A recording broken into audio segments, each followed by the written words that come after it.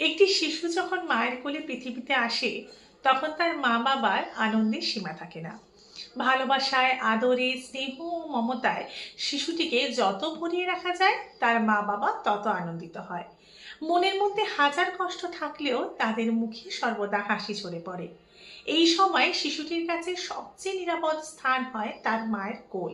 এতে শিশুটিও আহ্লাদে আটখানা হয়। পরবর্তীকালে সন্তান যখন জ্ঞানার্জনের পথে পা বাড়ায়, তখন তার মা বাবা শাসন এবং আদরের মাধ্যমে সুশিক্ষা দিতে একদমই ভুল করেন না।